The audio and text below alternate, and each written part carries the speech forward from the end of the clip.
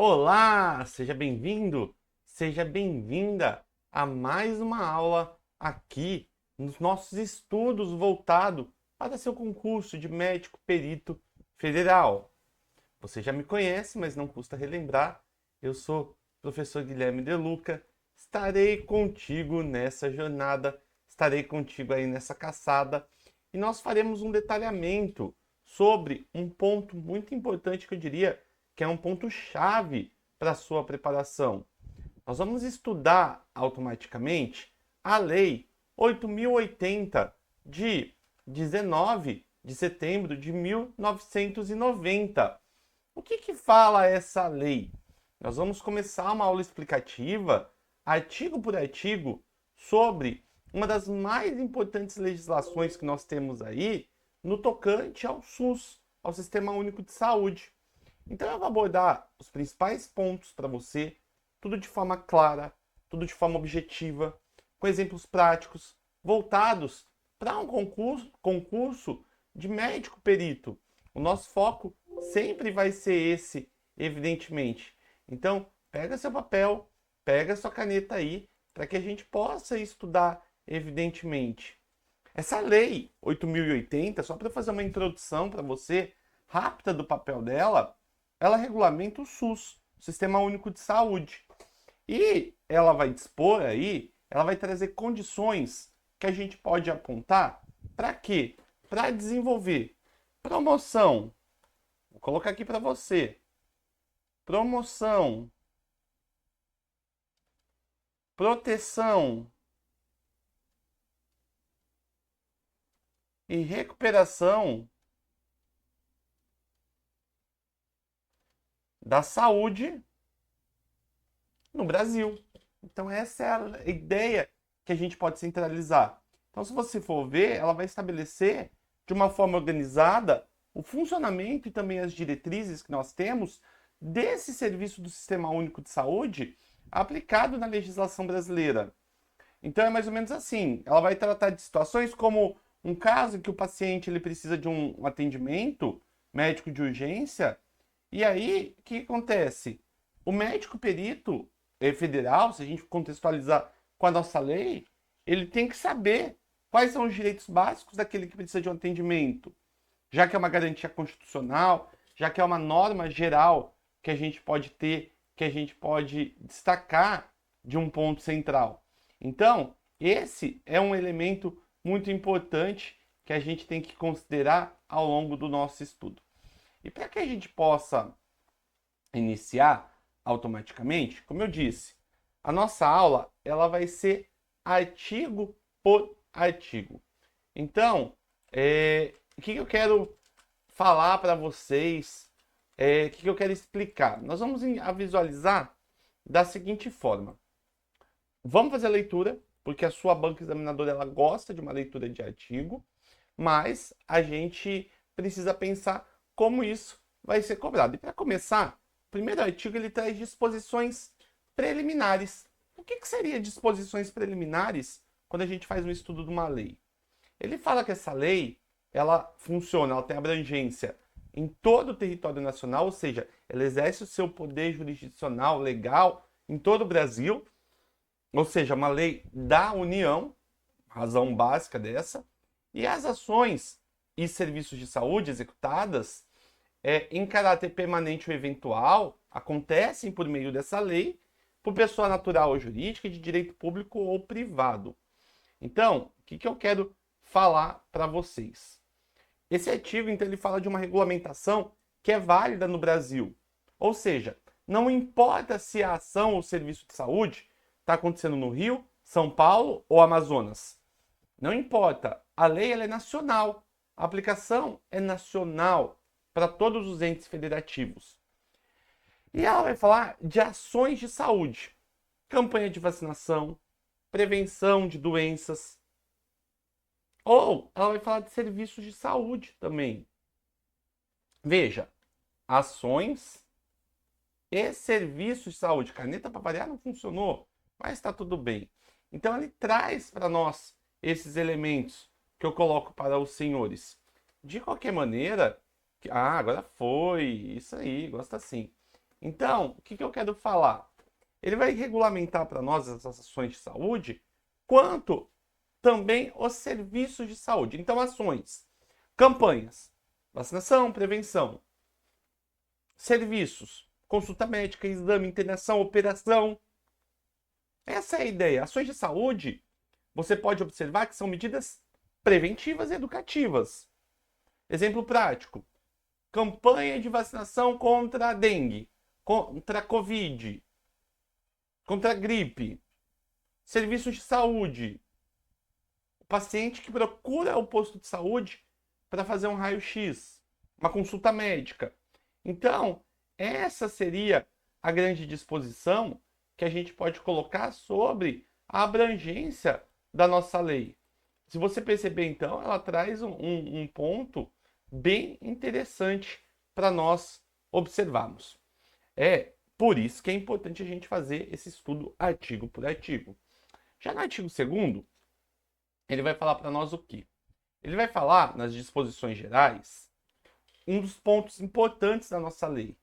Porque ele fala que a saúde é um direito fundamental do ser humano.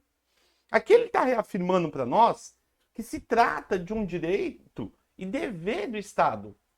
Agora, presta atenção, esse dispositivo é bastante cobrado em concurso, porque aborda conceitos envolvendo universalidade. Vou até anotar aqui para vocês, ó. Ele vai envolver universalidade,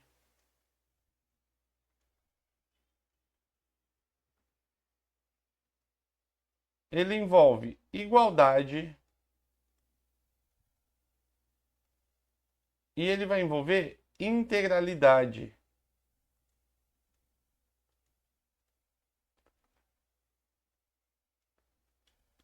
Então vejamos, se ele fala para nós que nós estamos diante de uma condição de direitos fundamentais, a saúde é um direito fundamental que está consagrado na nossa Constituição.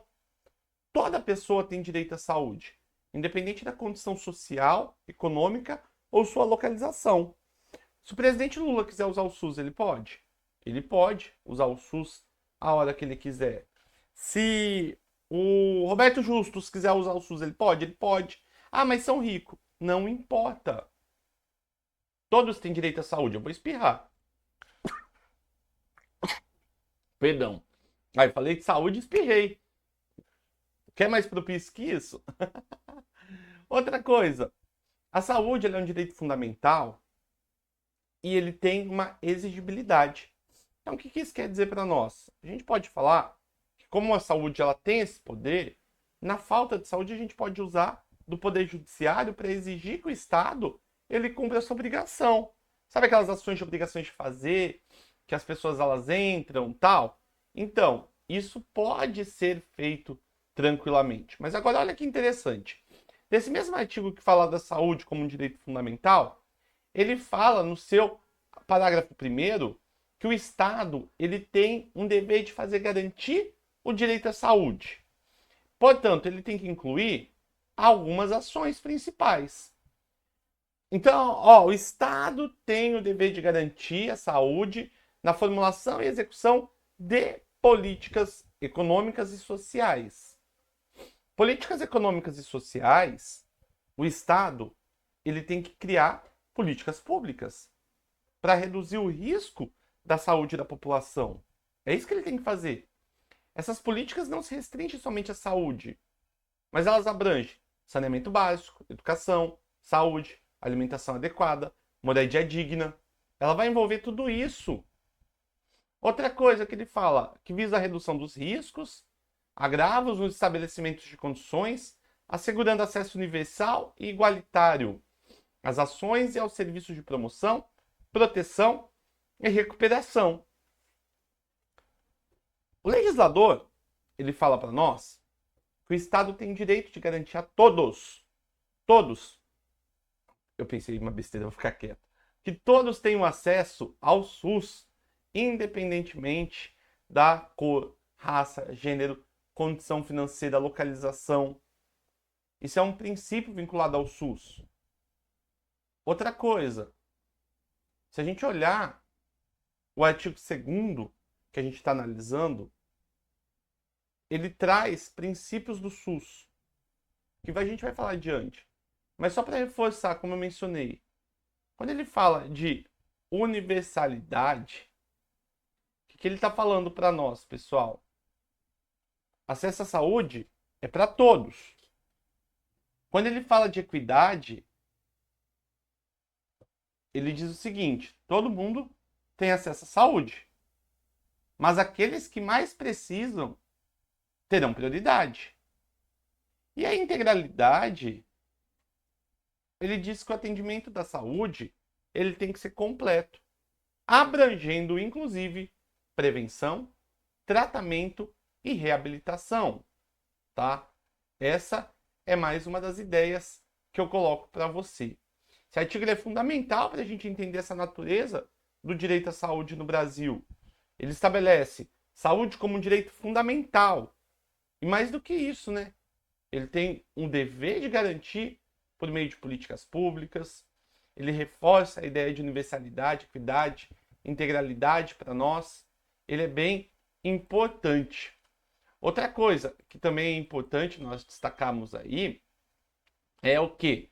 Que lá no parágrafo 2º ele fala que o dever do Estado não exclui o das pessoas, da família, das empresas e sociedade. Ele vai esclarecer para nós que o dever de garantir a saúde ele não é único do Estado. Embora o Estado ele seja o principal responsável, as pessoas, ou seja, o cidadão de forma individual, olha na sua tela, a família, ou seja, o núcleo familiar que cuida dos seus membros, as empresas, cumprindo normas trabalhistas e de saúde pública, e a sociedade, né, incluindo a sociedade organizada. Todos eles têm esse papel. Exemplo, pandemia, gente. Na pandemia de Covid, as empresas foram obrigadas a adotar protocolos de saúde e segurança. Outra coisa, é importante nós também entendermos que todos têm esse papel participativo. Embora o Estado ele tenha o dever principal, que a gente sabe disso, de garantir a saúde, é importante condicionar que ele não pode atuar sozinho.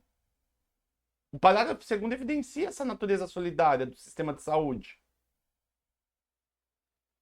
Então esse é um dispositivo que eu quero trazer para você. Ele reforça que o Estado tem um papel principal, mas família, empresa, sociedade também tem o dever de contribuir. A gente fala aí, como que pode cair na sua prova? Esse conhecimento é essencial, porque você vai poder se deparar com uma situação envolvendo aí o que seria culpa concorrente ou responsabilidade compartilhada.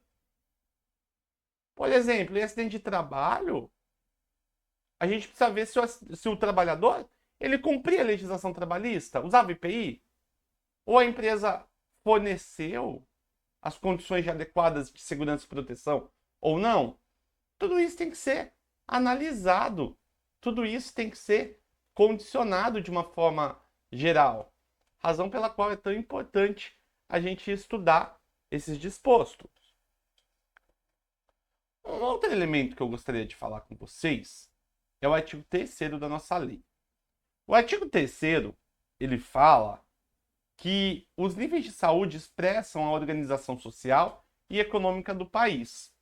Basicamente, ele é muito importante esse artigo para que a gente possa entender as distinções entre saúde e os determinantes sociais. Porque ele mostra que saúde não é só ausência de doença, mas ele vai falar para nós que saúde é o resultado de fatores sociais, econômicos e ambientais. Tanto que ele coloca ali, ó, que tendo como saúde condicionantes envolvendo alimentação, moradia, saneamento básico, meio ambiente, renda, educação. Olha que importante. Essa expressão que ele coloca logo de cara, níveis de saúde, vou até riscar aqui para você. Opa, risquei demais. Ó, níveis de saúde, o que ele aponta para nós? Ele fala do grau de saúde da coletividade. Ou seja, ele representa o estado geral de saúde da população. De modo que, quando a sociedade tem melhores condições de alimentação, moradia, saneamento, o nível de saúde da população tem de aumentar. Se a gente está numa sociedade com muita desigualdade, pobreza, qual que é a consequência disso? Aumentar o nível de pobreza. Quando a gente fala desse conceito de determinantes condicionantes, que é o que a gente tem aqui no artigo, ele fala para nós aí dessas determinantes e condicionantes, eles representam fatores que influenciam na saúde da população. Coloca isso na sua cabeça. Alimentação, por quê? Questões básicas para a gente sobreviver. Malnutrição, seja pelo excesso de obesidade ou falta, que é a desnutrição, vai afetar diretamente a saúde do povo. Moradia. Quem vive em ambiente precário, favela, ocupação irregular, aumenta a exposição à doença respiratória, parasitose, dentre outros. Saneamento básico, gente, saneamento básico evita inúmeras doenças. Água potável, coleta de esgoto, destinação de resíduos sólidos. É questão básica. Quantas diarreias vão ser evitadas aí? Meio ambiente, poluição do ar e da água. Trabalho, ambiente salubre ou não. E renda. Por que a renda tem tudo a ver aqui quando ele coloca para nós? Porque quanto menor a renda, maior a vulnerabilidade da população. Pessoas em situação de pobreza enfrentam mais dificuldades de acesso à saúde e serviços básicos.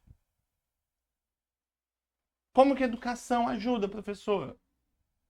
A educação promove conscientização sobre saúde. Quem tem menos nível de escolaridade, muitas vezes vai ter mais dificuldade, não é uma regra geral, óbvio, mas vai ter mais dificuldade de adotar ações preventivas. Ah, mas e a atividade física e de lazer que está aí na lei? Ué, sedentarismo é doença crônica. Está relacionada a uma doença crônica, diabetes, hipertensão. Então você veja, nós temos inúmeras condicionantes. Tanto que o parágrafo único fala para nós, diz respeito também às ações que se destinam a garantir a pessoas e a coletividade no que diz respeito ao bem-estar físico, mental e social. Nós nunca falamos tanto nos dias atuais. Aliás, nunca se falou tanto como nos dias atuais de questões envolvendo a saúde mental. Então, recapitulando, esse artigo 3º, ele mostra que a saúde não se limita ao corpo humano, mas está relacionada a essas determinantes. Outra coisa, cuidado que pode aparecer as ideias de bem-estar físico, mental e social.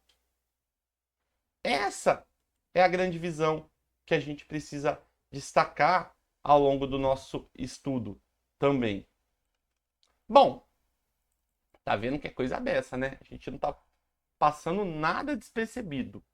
E a gente vai para mais um artigo. Eu quero falar para você do artigo 4º, que define o Sistema Único de Saúde. Ele fala que o conjunto de ações e serviços de saúde prestados aos órgãos, às instituições públicas federais, estaduais e municipais são mantidos pelo poder público e ao SUS. Basicamente, ele vai falar aqui quais são os componentes e a forma de participação da iniciativa privada no sistema. Então é fundamental a gente compreender qual que é a composição do SUS. O SUS é o conjunto de ações, serviços de saúde que abrange 3 níveis de governo: federal, estadual e municipal, incluindo também o Distrito Federal. E nele nós temos serviços que são prestados por instituições públicas e também pela iniciativa privada. Exemplos que nós temos aí: o Hospital Público Federal, tipo o Hospital das Clínicas de Porto Alegre, que é parte do SUS. Esse artigo 4º ele deixa claro para nós que o SUS é formado por uma rede de órgãos da administração direta. Ué, basta olhar lá no nosso artigo. Aqui nós temos tudo que está diretamente subordinado ao poder público. Exemplo, Ministério da Saúde. Ele fala da administração indireta. Autarquias, fundações públicas, empresas públicas. Exemplo, Ministério da Saúde é da administração direta. A Fiocruz é uma fundação pública e ambas integram o SUS. Ambas executam políticas públicas. Fundações públicas de direito público. Muitas vezes elas são criadas para atender um interesse coletivo. Vale destacar que essa é a ideia do parágrafo 1º, que ele fala para nós da importância das instituições de controle de qualidade, pesquisa e produção de insumo, para que a gente tenha medicamento essencial para o SUS, controle de qualidade de produto, fabricação de sangue e hemoderivados aí. Exemplo, Butantan, responsável por produção de vacinas que são distribuídas pelo SUS. Lá no parágrafo 2º, o que ele fala para nós?